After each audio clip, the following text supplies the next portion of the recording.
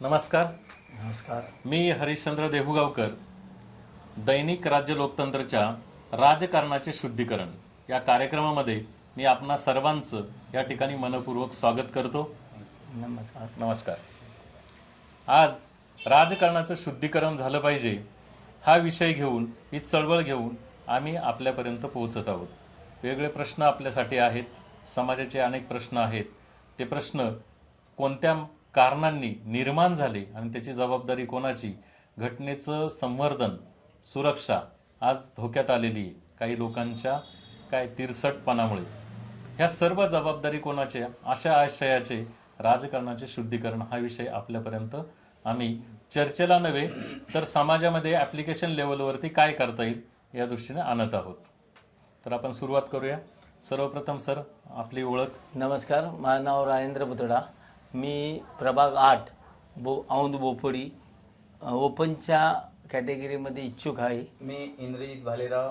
गेल्या अनेक वर्षापासून काँग्रेसमध्ये काम करतो. मी देखील प्रभाग 8मध्ये एसी उमेदवार म्हणून या ठिकाणी इच्छुक आहे. आता आपण पाहताय समाजामध्ये आणि एकूण महाराष्ट्रात, देशामध्ये हे जे काही राजकीय खलबत्ते सुरू आहेत.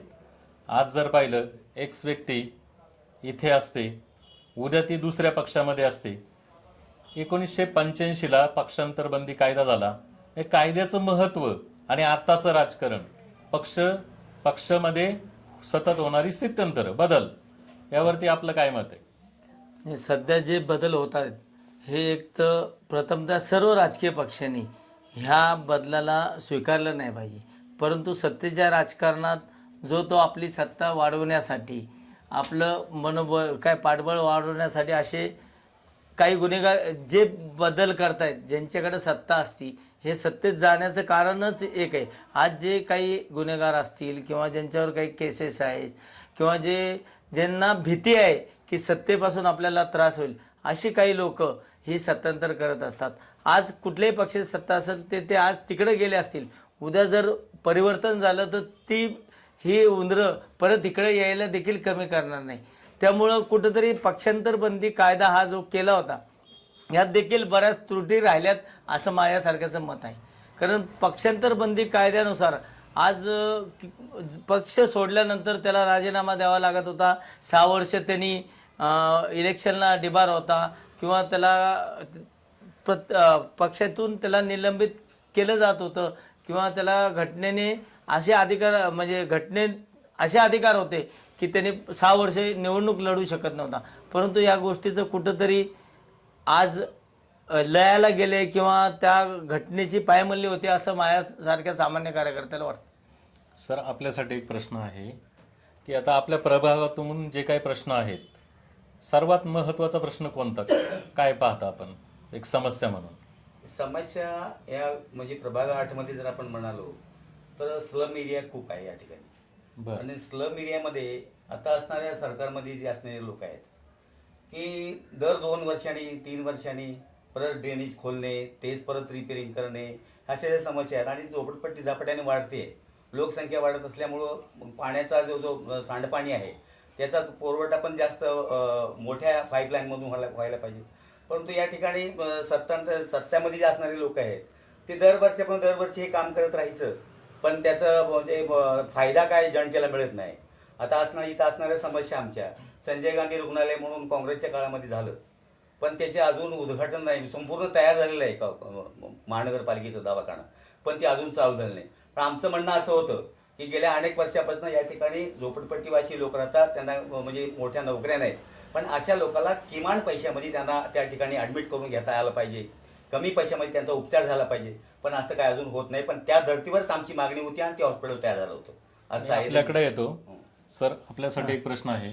या प्रभागामध्ये जर अशा समस्या आहेत तर तुमच्या दृष्टीने इथला नेता कसा असावा, काय मत आहे तुमचं याच्यावर? सर माझं म्हणणं आहे की जनतेची नाळ ओळखून, जनतेला त्यांच्या सोयीसुविधेशी सुसंगत राहून त्यांना मदत करणारा नेता पाहिजे. ह्या ठिकाणी जास्त समस्या नाहीत. आरोग्याची मोठी समस्या आहे, जसे भालेराव साहेब म्हणले. आज एवढं मोठं हॉस्पिटल बांधलं आहे, पण त्या हॉस्पिटलमध्ये 50 ते 70 काटाची सोय आहे. ICU होता. एक सह्याद्री हॉस्पिटल ज्यावेळेस केलं होतं त्यावेळेस ते एक चांगलं कार्यरत होतं. सर नंतर मी एक थोडं थांबवतो. आपण हॉस्पिटलमध्ये आपण बोलला, आपणही बोलला, पण हॉस्पिटलची निर्मिती रुग्ण तयार झाल्यानंतर हे रुग्णच तयार होणार नाही, यासाठी आपल्याकडे काही योजना आहेत? हा प्रश्न आपल्यासाठी.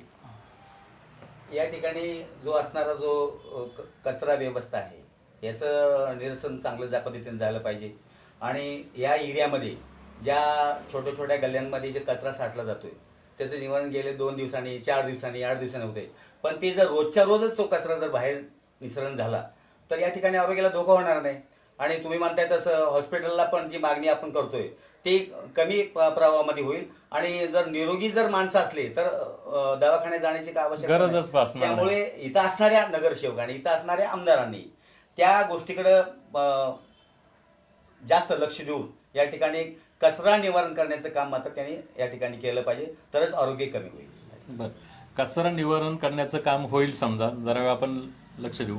पण या राजकारणाचं शुद्धीकरण झालं पाहिजे, प्रभागातल्या सगळ्या नेत्यांचं शुद्धीकरण झालं पाहिजे, अशा आशयाचं जर मत लोकांचं असेल तर यावर आपण काय सांगाल? राजकारणाचं शुद्धीकरण, सर, राजकारणाचं इथं शुद्धीकरण. का जो कोणी नेता असेल, कार्यकर्ता असेल, ह्यांनी जनतेसाठी सामाजिक, राजकीय, सर्व धार्मिक, शैक्षणिक काम केलं पाहिजे. तरच पक्षपात न करता, जातीभेद न करता, कुठल्याही मनात कुठले किंतु परंतु न ठेवता लोकांची सेवा, समाजसेवा म्हणून जर करायला लागलं तर मला वाटतं नक्कीच राजकारणाचं शुद्धीकरण होईल. या ठिकाणी बऱ्याच वेळा असं होतं की काही कार्यकर्त्यांना पक्षाच्या अडचणीमुळं एखादं काम करायची इच्छा असताना देखील करता येत नाही. मुळात आपल्याला खरी गरज आज पहिली तर शिक्षणाची आहे. आज मराठीच्या 3-3 शाळा आहेत. ह्या शाळेची बकाल अवस्था झालेली, तिथं पाणी गळतंय, विद्यार्थ्यांची संख्या रोडावलेली आहे, सुविधा नाही, अत्याधुनिक पद्धतीने शाळेचं हे नाही, म्हणून खाजगी शाळेकडे लोकांचा ओढा वाढतोय. तेच बोपडीतली विसंगती अशी आहे की एक आकांक्षा म्हणून जी कंपनी, बाहेरची कंपनी जी चालवती ती शाळा चांगली आहे, अद्ययावत आहे, कारण का ती बाहेरून चालवते. परंतु कॉर्पोरेशनच्या 4-4 शाळा आहेत. ह्या शाळेमध्ये शिक्षकांची त्रुटी आहेत, इथं कोणी लक्ष देत नाही. प्राथमिक गरजा, एक तर शिक्षणाची गरज आहे, आरोग्याची गरज आहे, पाणी आणि ड्रेनेज लाईन, ह्या गोष्टीकडे लक्ष द्यायला पाहिजे. ह्या लक्ष न देता लोक फक्त आजकाल इलेक्शन आली की 4 पैसे वाटणे, लोकांची मतं खरेदी करणे, ह्यामुळे शुद्धीकरण होणारच नाही. हे मी आपल्याशी मध्ये का थांबवतोय, आपण शिक्षणाबद्दल बोलत आहात आता. आपण म्हटलं इथल्या शिक्षणाला दर्जा नाही, अशा आशयाचं आपलं वक्तव्य दर्जा नाही, दर्जेदार शिक्षण मिळत नाही लोकांना, मिळत नाही म्हणजे दर्जा राहिलाच नाही. आता बरोबर आहे. मग एक नागरिक म्हणून, एक वचक ठेवण्याचं, एक बोपोडीकर म्हणून, एक पालक म्हणून तुमच्याकडनं किंवा तुमच्या प्रभागातून नेत्यांनी काय प्रयत्न केलेत? नेत्यांनी काय प्रयत्न केले हे नाही सांगत, पण आम्ही काँग्रेसच्या मार्फत वेळोवेळी शिक्षण मंडळाची या गोष्टीचा संपर्क, पत्रव्यवहार करून ह्या गोष्टी निदर्शनात आणतो. वेळ पडली तर आंदोलन देखील केलेले, तरी प्रशासनाला जाग येत नाही. प्रशासन सुस्त झालेले आणि गेली 3 वर्ष नगरसेवक नसल्यामुळं कदाचित मनमानी कारभार चाललाय. त्यांच्या कारभारावर अंकुश ठेवणारं कोणी नाही. डायरेक्ट आमदार किंवा महाराष्ट्र शासनाने ह्यांच्या आधिपत्याखाली ते वावरत असल्यामुळं कदाचित त्यांना भीती राहिलेली नाही. बरं, आता पुढचा प्रश्न असा आहे जरा वेगळा. आता हे इलेक्शन लांबत आहे किंवा पुढं जात आहे, काय याला नक्की जबाबदार कोण? प्रशासन काय, व्यवस्था काय, नक्की काय म्हणाले याविषयी आपल्यासाठी? आता इलेक्शन हे जवळजवळ 4 वर्ष लेट झालेलं आहे. म्हणजे 2017च्या नंतर हे महानगरपालिकेचे इलेक्शन झालेलं नाही. म्हणजे गेले 3-4 दिवस हे सातत्यानं पुढे ढकलते. आता जे सत्ताधाऱ्यांच्या त्या सोयीनुसार हे करतायत असं सगळं कार्यकर्त्यांना माहीत झालेलं आहे की त्यावेळेस, म्हणजे ज्यावेळेस त्यांना असं वाटेल की आता बरं आहे मग इलेक्शन घेऊया. कारण काय, आता विरोधकांनी चांगलाच फंडा चालू केलेला आहे की मतं या ठिकाणी चोरी होत आहेत. हे संपूर्ण देशभर तुम्ही आता ऐकताय, हे सर्व देश, राज्य ऐकतोय, संपूर्ण देश ऐकतोय. ज्या राहुल गांधींनी संपूर्ण देशभरामध्ये फिरून नक्की चोरी होते हे सिद्ध करण्याचं काम या ठिकाणी चालू आहे. आणि आमच्यासारखे कार्यकर्ते देखील वेळोवेळी अनेक कार्यक्रमाच्या माध्यमातून सांगतायत की याच्यासाठी आम्ही म्हणतो की बाबा मशीन बंद झाली पाहिजे, VM मशीन बंद झाली पाहिजे आणि बॅलेट पेपरवरती निवडणुका झाल्या पाहिजे. तरच या ठिकाणी खरं काय आणि खोटं काय हे जनतेच्या समोर येईल आणि जनता त्याच्यासाठी तयार आहे. परंतु ह्या प्रत्येक इलेक्शनला हे आम्ही किती रस्त्यावरती बोंब मारलो ते ऐकायला तयार नाही. का तर खालपासून वरपर्यंत सत्ता त्यांची असल्यामुळं हे कुणाचं ऐकून घ्यायला तयार नाही. बरं, बॅलेट पेपरवरती आणि मशीन आपण कोणतं प्रेफर कराल? अख्ख्या जगात जिथं अमेरिकेसारखा देश देखील बॅलेट पेपरवर इलेक्शन घेतो, ज्यांनी EVM मशीन बंद केले, जरी हे तंत्रज्ञान काँग्रेसच्या काळात आलं असेल तर त्या काळात गैरवापर कधीही झाला नाही, तेवढा गैरवापर आत्ता चालू आहे. हे आता सिद्ध करणं अवघड जरी असलं तरी प्रत्यक्षात लोकांपुढं हे येत आहे. त्यामुळं माझं तर म्हणणं आहे की बॅलेट पेपरवर इलेक्शन घेतलं की लोकांना सोयीस्कर आहे आणि कुणीही तुम्हाला अंकुश म्हणजे नावं ठेवायला हे नाही राहणार. त्यामुळं बॅलेटवर इलेक्शन होणं कधीही चांगलं आहे. बॅलेटवर जर इलेक्शन होणारच नसेल किंवा घेणार नसेल तर यासाठी आपले एक विशेष प्रयत्न या प्रभागातून एक नागरिक म्हणून, सतर्क नागरिक म्हणून आपले काय असतील? आम्ही आमच्या कार्यकर्त्यांना सतर्क राहण्याच्या म्हणजे आम्ही आवाहन केलेलं आहे की बाबांनो, आपण प्रत्येक बूथमध्ये काम करत असताना की या ठिकाणी या बूथमध्ये किती माणसं मेलेली आहेत, किती बाहेरगावी गेलेले आहेत, याचा शोध घेण्याचं काम आम्ही काँग्रेस पक्षाच्या माध्यमातून करतोय. म्हणजे येणाऱ्या काळामध्ये हे अशा गोष्टी कमी होतील.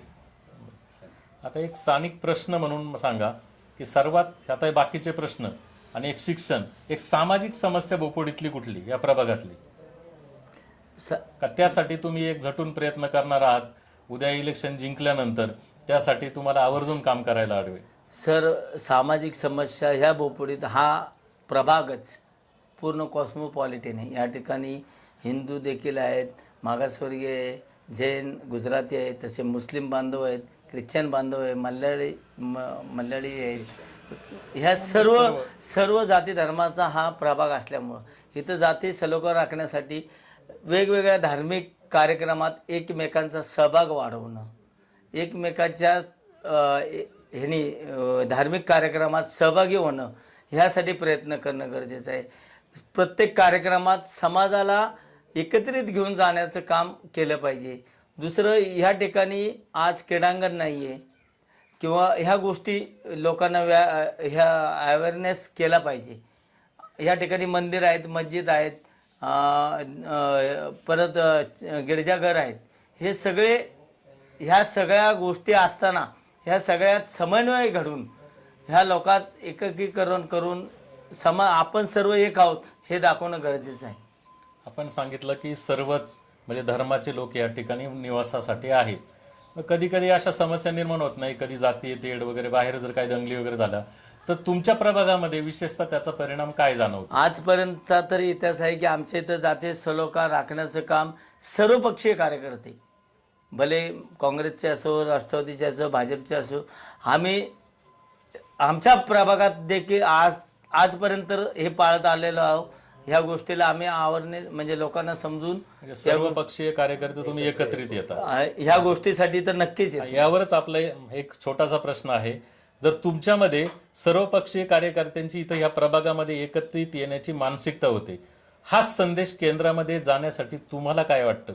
असे प्रयत्न झाले पाहिजे की नको व्हायला? झाले पाहिजे ना, प्रयत्न केलेच पाहिजे. असे सर्व मला काय वाटतं, ज्यावेळेस सामाजिक, राजकीय किंवा अशी धार्मिक तेढ निर्माण होती त्यावेळेस सर्व पक्षांनी आपले पक्षाचे जोडे बाजूला ठेवून त्या प्रश्नाकडे लक्ष देऊन तो प्रश्न सोडवण्यासाठी प्राधान्य दिलंच पाहिजे. धन्यवाद. आपण आज या ठिकाणी दैनिक राज्य लोकतंत्राला ही महत्त्वपूर्ण मुलाखत दिली. राजकारणाचे शुद्धीकरण या बाजूने एक महत्त्वपूर्ण पाऊल तुमच्या प्रभागातून पडलं, त्याबद्दल आमच्या दैनिक राज्य लोकतंत्रतर्फे तुम्हा सर्वांचं या ठिकाणी तुम्हाला देखील खूप खूप धन्यवाद.